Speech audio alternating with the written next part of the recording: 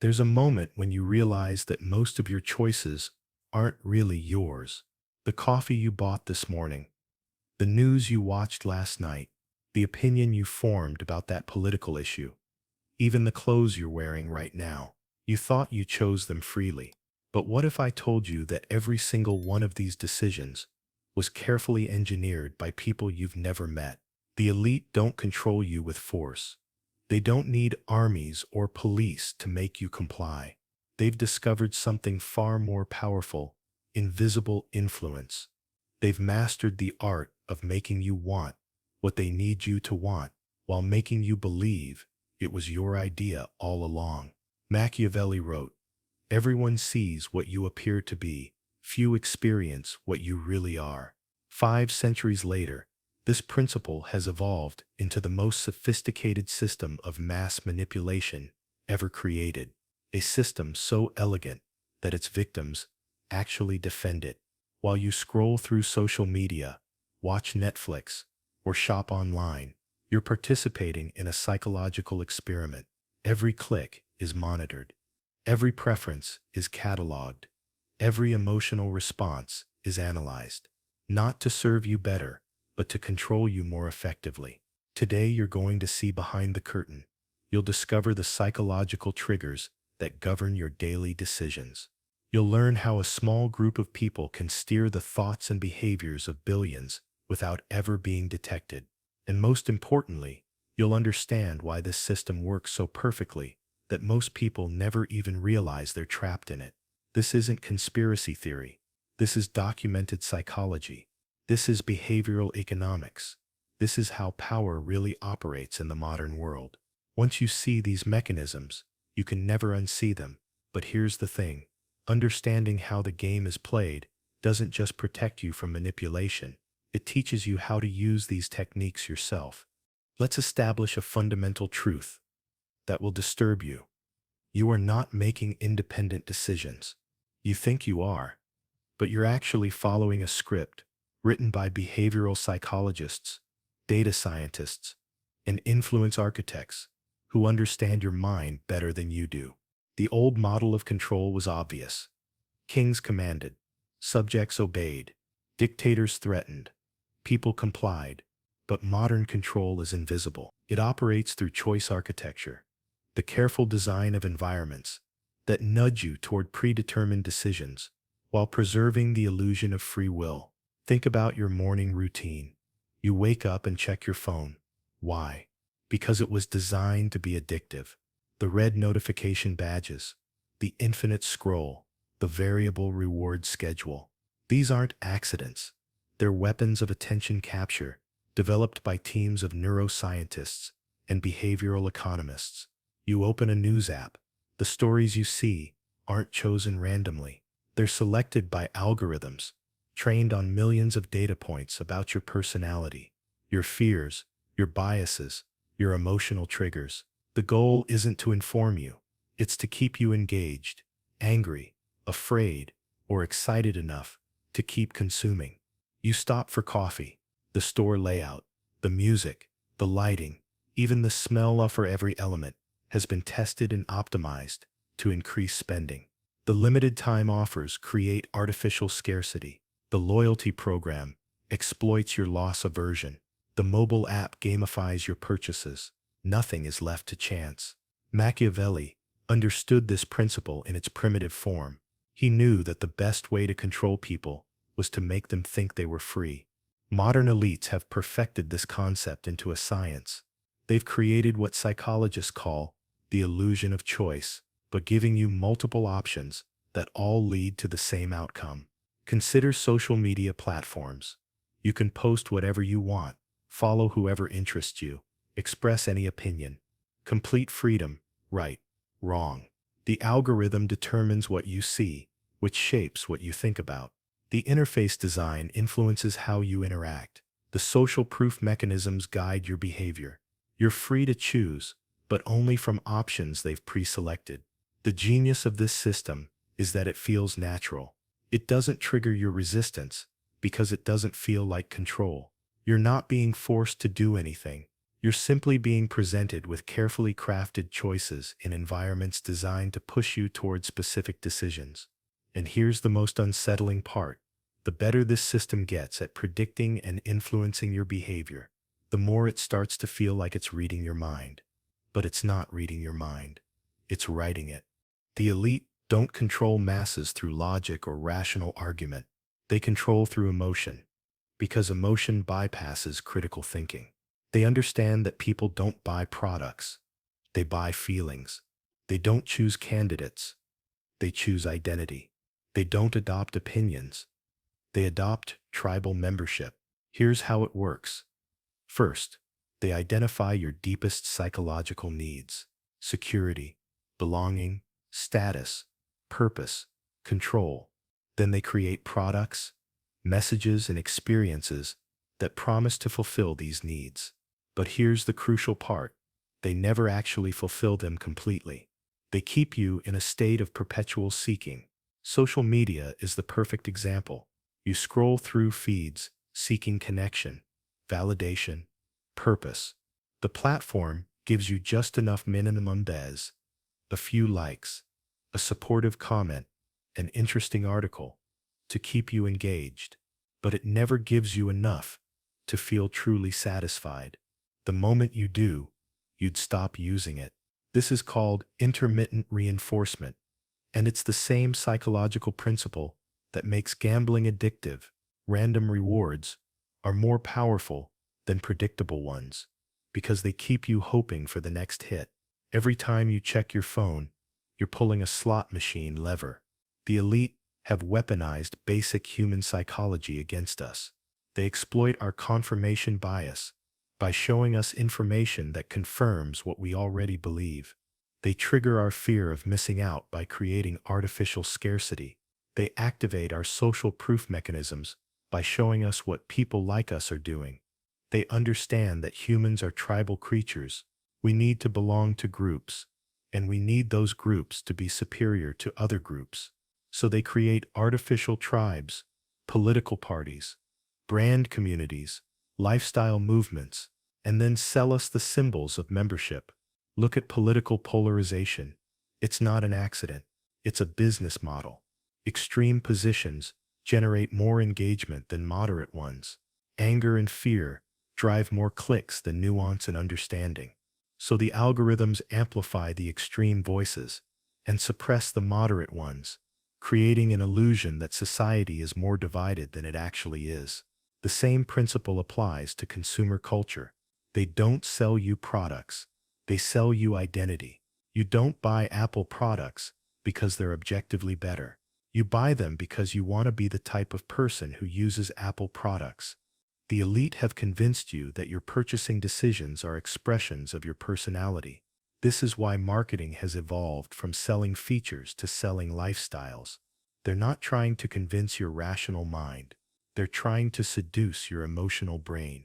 And once they capture your emotions, your rational mind becomes their servant, finding logical reasons to justify emotional decisions. The most powerful dictator in human history isn't a person. It's an algorithm, a mathematical formula that decides what billions of people see, think about, and ultimately believe. And unlike human dictators, this one is invisible, operates 24/7, and gets more powerful every day. Think about it. What's the first thing you do when you wake up? You check your phone. In that moment, you're handing control of your attention, your most valuable resource, to an algorithm designed by people whose interests don't align with yours. This algorithm knows things about you that you don't know about yourself. It knows when you're most vulnerable to impulse purchases. It knows which emotional triggers make you most likely to share content. It knows exactly how much dopamine it needs to release to keep you scrolling for another hour. The genius of algorithmic control is that it feels personalized. The algorithm serves you content based on your past behavior, creating the illusion that it's giving you what you want. But here's the manipulation. It's not giving you what you want. It's training you to want what it gives you. Every click, every pause, every scroll is recorded and analyzed. The algorithm learns your patterns, predicts your behavior, and then optimizes for engagement, not for your well-being, not for truth, not for social good, but for the metrics that generate profit. This creates what psychologists call learned helplessness.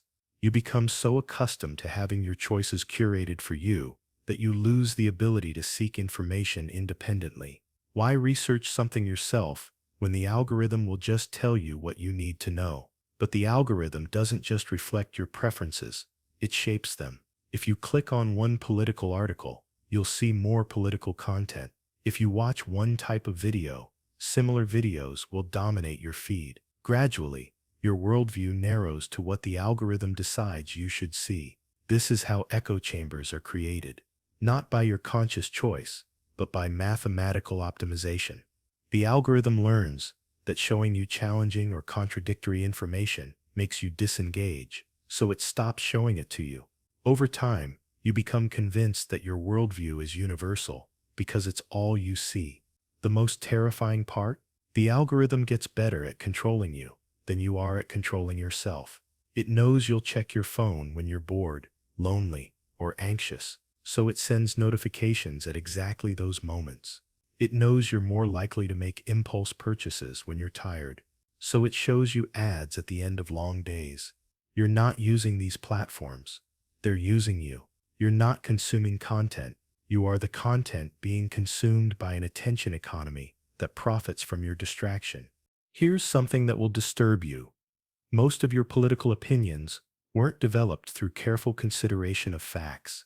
They were manufactured through sophisticated propaganda techniques that make you feel like you arrived at these conclusions independently. The elite understand that direct propaganda is obvious and therefore ineffective. Instead, they use what Noam Chomsky called manufacturing consent, creating an illusion of independent media, while all outlets subtly push the same narrative from slightly different angles. It works like this. They don't tell you what to think. They tell you what to think about. By controlling which stories get coverage, which experts get quoted, which questions get asked, they shape the boundaries of acceptable discourse. You feel free to choose any opinion you want, as long as it's within the predetermined range. Watch how this plays out in practice. When a major story breaks, notice how every news outlet covers it from the same basic framework. They might disagree on details, but they all accept the same fundamental assumptions about what the story means and why it matters. This creates what psychologists call the illusion of choice. You can choose between CNN or Fox News, between liberal or conservative perspectives, between Democratic or Republican positions.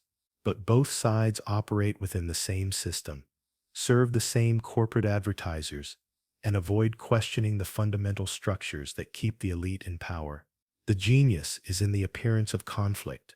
By presenting two opposing viewpoints, they make you feel like you're getting the full picture. But both viewpoints might be carefully constructed to exclude more radical possibilities.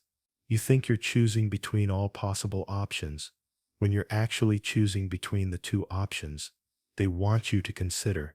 Consider how economic issues are discussed. The debate is always about tax rates, regulation levels, or spending priorities. But the fundamental questions, why does 1% of the population control 50% of the wealth? Why do we accept that some people work full-time and still can't afford basic necessities? These questions aren't part of mainstream discourse. The elite have successfully made their system appear natural and inevitable. Capitalism isn't presented as one possible economic system. It's presented as the only viable economic system. Democracy isn't presented as one form of government. It's presented as the pinnacle of human political evolution. This is ideological control at its most sophisticated. They don't need to silence opposition voices. They just need to make sure those voices seem extreme, unrealistic, or dangerous. They allow dissent, but only within boundaries that don't threaten their fundamental interests. The result? You feel politically engaged and informed, while remaining completely trapped within their conceptual framework. You don't buy products because you need them. You buy them because sophisticated psychological manipulation has convinced you that you want them. And the elite have turned this process into such a precise science that they can predict and control your purchasing behavior with frightening accuracy. Here's how they do it. First, they create artificial problems. Your skin isn't just aging, it's showing signs of premature aging. Your car isn't just old, it's outdated and unsafe. Your clothes aren't just worn, they're so last season. They manufacture dissatisfaction with what you have, so you'll desire what they're selling. Then they sell you the solution, but not the product itself. They sell you the transformation.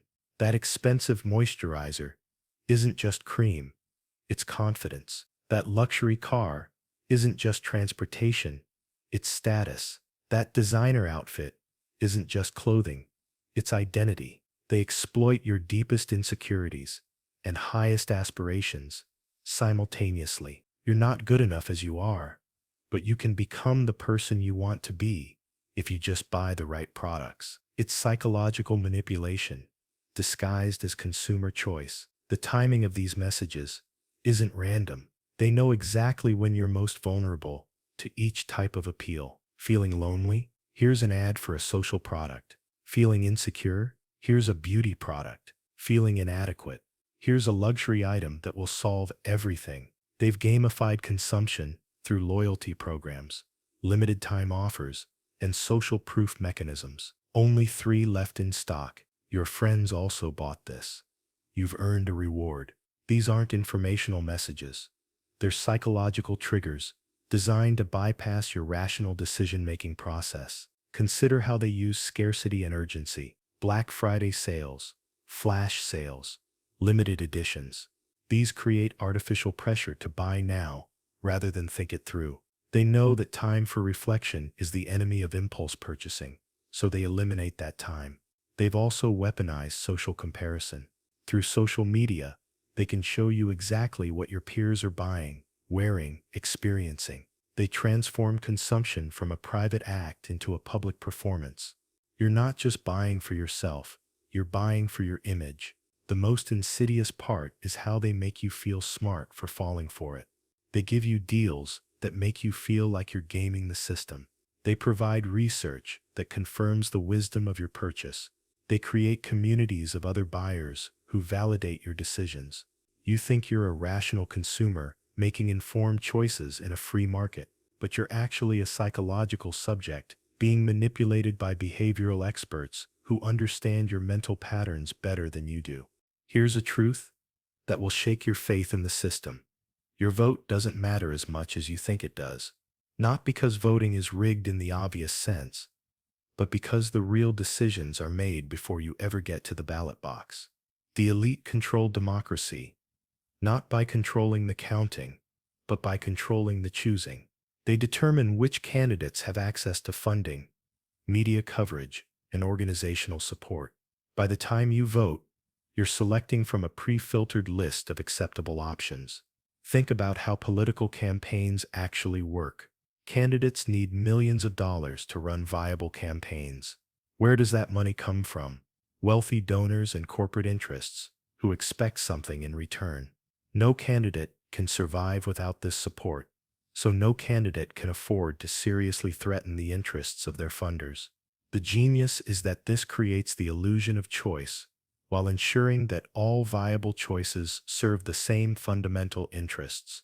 You can vote for the pro-business Democrat or the pro-business Republican. You can choose between slightly different versions of the same basic policies.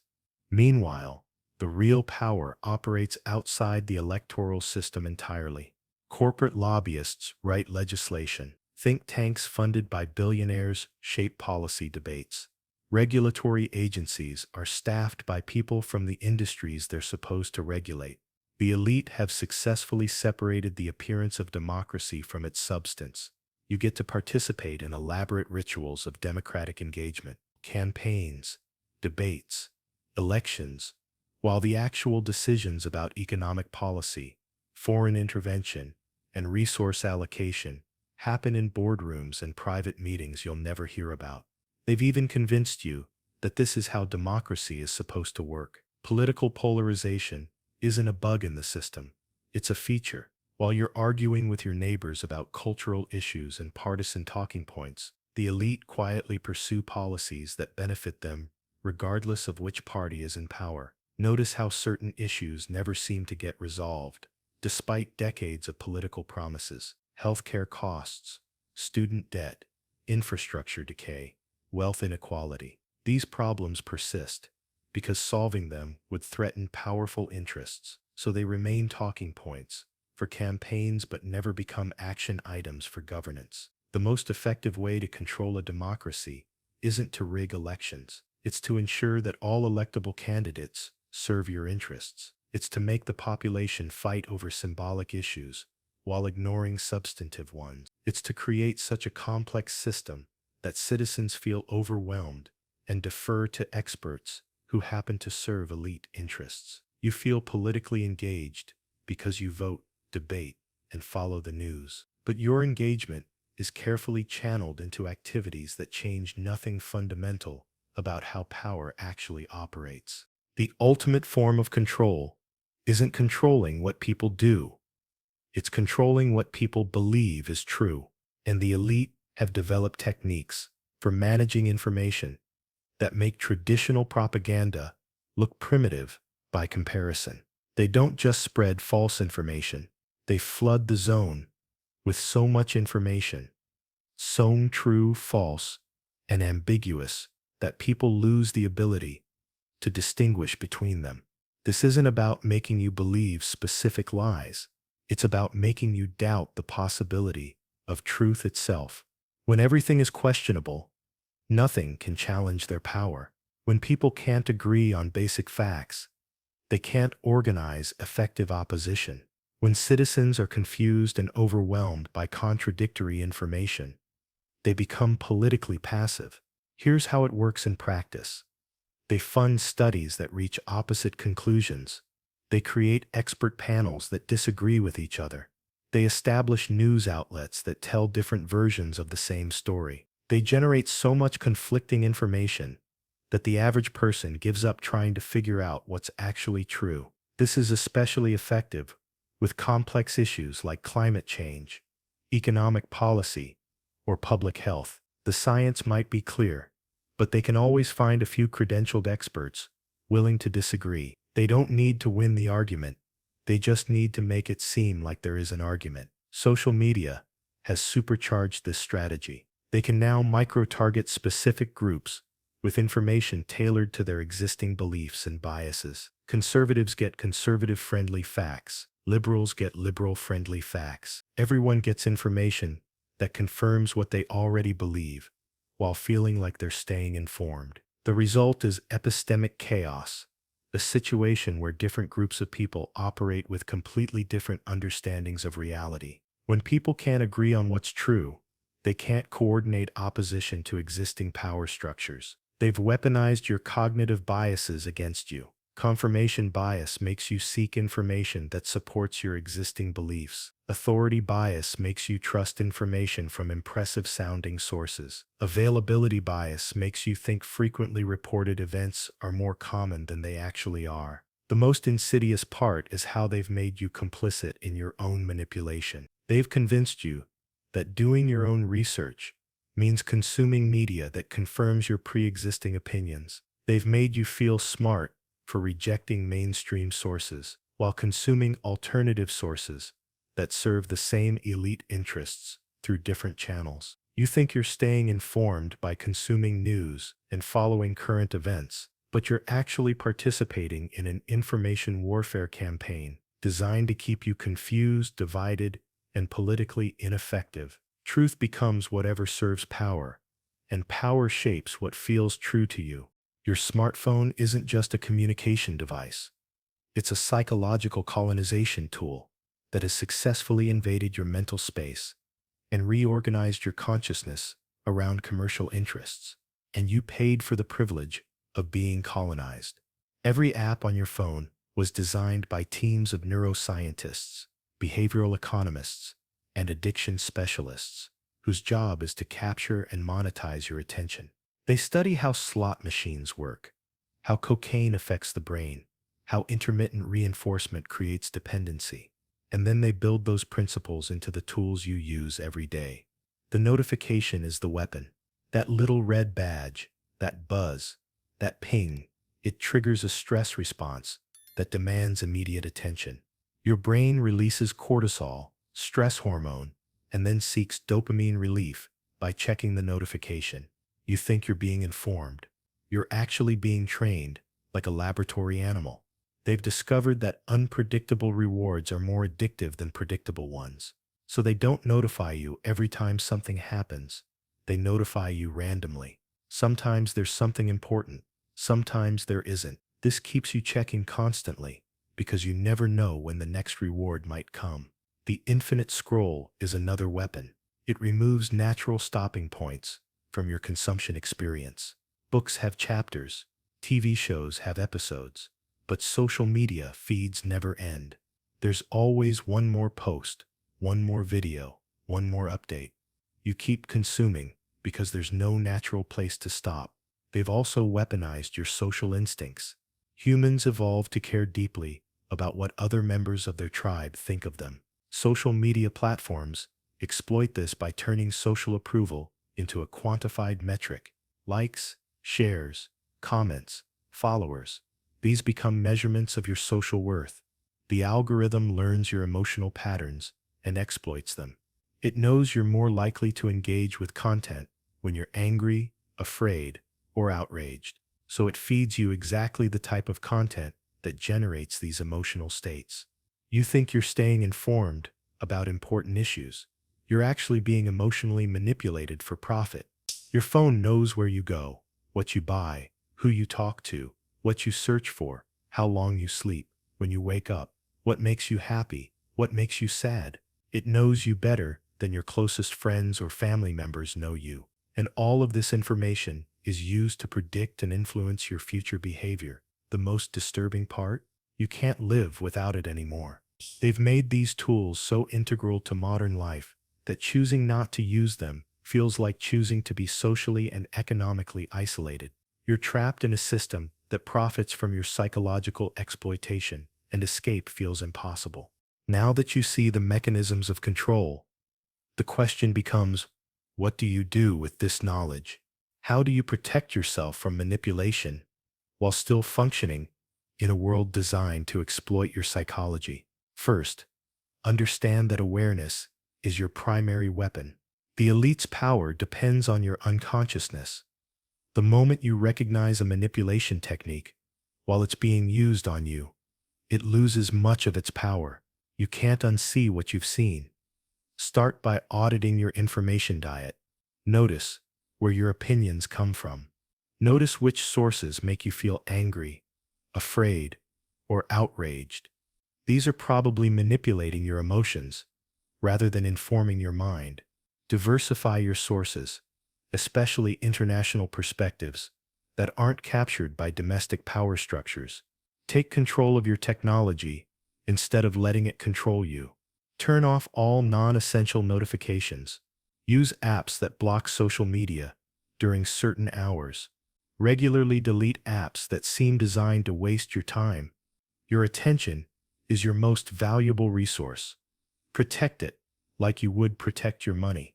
Practice delayed gratification in your consumer decisions. When you want to buy something, wait 48 hours.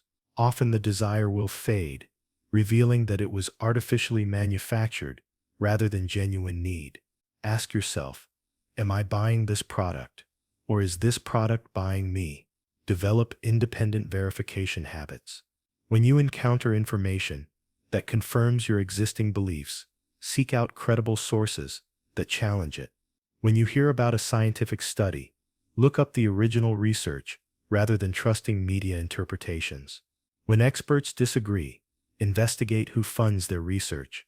Build real-world community connections that aren't mediated by algorithms. Join local organizations. Have face-to-face conversations. Engage in activities that don't generate data for corporate analysis. The elite's power diminishes when people connect directly rather than through controlled channels. Most importantly, recognize that individual resistance isn't enough. The system is designed to exploit individual psychology, so collective action is necessary for meaningful change. Support policies that limit corporate surveillance. Vote for candidates who aren't captured by elite interests. Participate in movements that challenge concentrated power. The goal isn't to become paranoid or to withdraw from society. It's to engage consciously rather than unconsciously, to make deliberate choices rather than manipulated ones, to recognize influence attempts while they're happening rather than after they've already succeeded. Machiavelli wrote for princes who wanted to maintain power, but his insights work in reverse. Understanding how power operates helps you resist it. The elite count on your ignorance, your distraction, your emotional reactivity. Consciousness, focus, and strategic thinking are your countermeasures. You can't control the system, but you can control your relationship to it. And when enough people develop that control, the system itself begins to change.